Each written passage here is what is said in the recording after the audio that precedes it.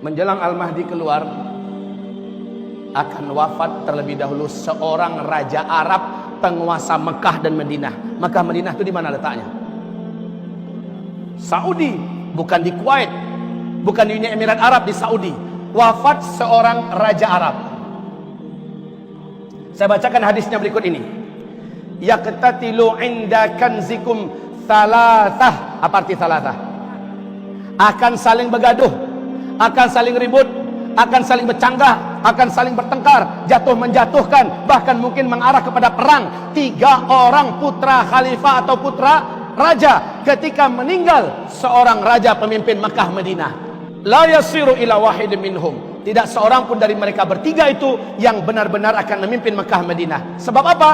Rasul bersabda, kepemimpinan Makkah Madinah akan langsung digenggam dan dipegang oleh keturunan kandungku dari ahlul baitku, Al-Mahdi. Raja apa yang meninggal di Arab Saudi kemarin? Raja Abdullah, dalam usia 90 tahun, bulan Januari 2015. Yuk kita lihat pendiri Arab Saudi modern, namanya Raja Abdul Aziz bin Saud. Nah, beliau ini punya istri yang sangat banyak. Dari sekian istrinya, 4 orang yang resmi menjadi permaisuri kerajaan. Dari 4 orang ini lahirlah putra-putra dan putri-putri. Yang putra-putra inilah yang diangkat sebagai putra mahkota kerajaan. Jumlah mereka ada 12. Perintah beliau yang sekarang menjadi undang-undang yang tidak boleh dirubah di Arab Saudi adalah tidak boleh menjadi raja di Arab Saudi siapapun para cucu selama putra-putra mahkota masih hidup. Jadi yang menjabat sebagai raja haruslah putra mahkota. Sekarang kita hitung dari yang keempat, Pangeran Faisal, yang akhirnya menjadi Raja Faisal. Faisal meninggal dunia dengan cara dibunuh oleh keponakan kandungnya sendiri dari jarak 3 meter, ditembak. Dar der dor. Keponakan kandungnya sendiri yang membunuh, yang baru pulang dari Washington. Kenapa? Faisal raja yang berani mengembargo Amerika Serikat. 1 bulan lamanya Amerika sakaratul maut gara-gara diembargo oleh Arab Saudi. Minyak tidak boleh disalurkan ke sana. Kaum muslimin, Faisal lah yang bersumpah dalam pidatonya akan membebaskan Al-Aqsa. Dianggap Faisal ini sebuah ancaman, dia dibunuh. Meninggallah Faisal. Setelah Faisal meninggal, digantikan oleh saudaranya Khalid, Pangeran Khalid. Khalid meninggal digantikan oleh Fahad. Fahad meninggal digantikan oleh Abdullah. Aha, Abdullah inilah yang menjadi tema kita sekarang.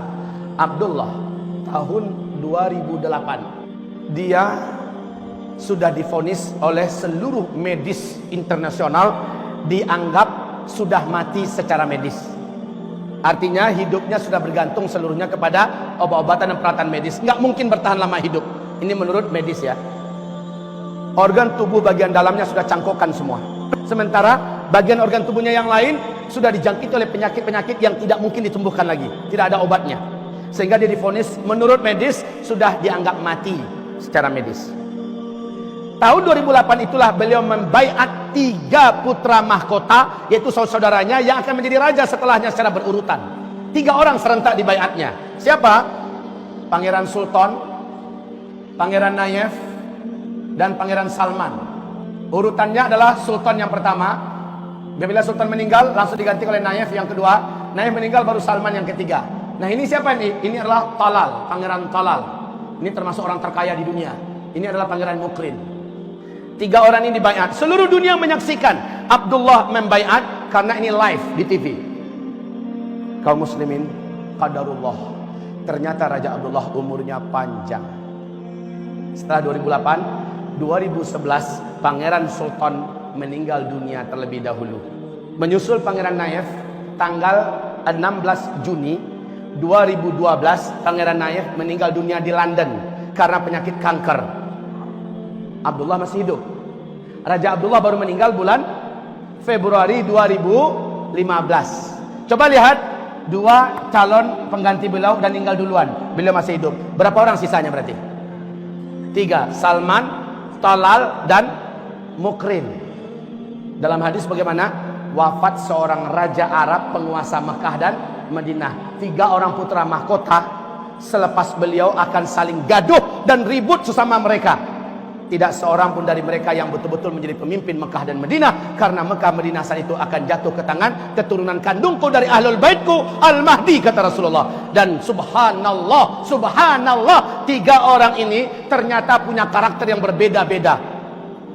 Salman dari sejak remaja terkenal sebagai pemuda, sebagai remaja yang taat dan soleh. Dia tidak disenangi di antara seluruh saudara yang lain. Kenapa? Dia cukup berprinsip. Dia mencintai sunnah Nabi. Dia sangat menjaga sholat berjamaah 5 waktu. Sangat benci dengan apapun jenis maksiat. Dialah yang ketahuan dan diberitakan memukul saudara kandungnya sendiri yang ketahuan meminum minuman keras dan menggandeng perempuan. Dipukulnya sampai berdarah. Dia benci melihat siapa yang berbuat maksiat di depan matanya. Salman ini jabatan tertingginya hanya menjadi gubernur di Riyadh. Tapi ketika Raja Abdullah meninggal, otomatis dialah yang menjadi raja berikutnya. Sebenarnya ada konspirasi untuk menggagalkan beliau. Tapi Allah punya rencana lain. Beliau naik. Setelah beliau naik, Pangeran Talal ini track recordnya seluruh dunia kenal. Mentang-mentang berduit, mentang-mentang kaya raya, tidak ada jenis dosa dan maksiat yang enggak dibuatnya. Sehingga beliau merasa ke depan orang macam gini memegang Arab Saudi akan berbahaya. Pangeran Talal dihapus namanya oleh Raja Salman dari anggota keluarga kerajaan dan diusir. Jangankan untuk menjadi raja berikutnya, dianggap sebagai keluarga kerajaan saja sudah tidak dianggap lagi. Sementara Mukrin, Salman juga tidak ingin menjadi raja berikutnya adalah Mukrin. Sebab apa? Sebab otak, hati, daging, darah dan jiwa si Mukrin ini berloyalitas sepenuhnya kepada Yahudi dan Amerika. Salman tidak ingin penguasa Arab berikutnya orang macam Mukrin. Walaupun namanya tidak dihapus dari anggota keluarga kerajaan, akan tetapi statusnya sebagai putra mahkota yang akan menggantikan beliau dicabutnya, dan beliau baiat 2 orang calon raja berikutnya. Anak kandung almarhum putra, yaitu Muhammad bin Nayef. Apabila ini meninggal, pengganti berikutnya adalah anak kandung dia sendiri, Muhammad bin Salman. Ini sudah dibaiat 3 bulan setelah beliau naik menjadi raja. Bapak, Ibu, menurut Bapak Ibu, 2 orang ini sakit hati nggak kira-kira? Anak-anaknya gimana kira-kira?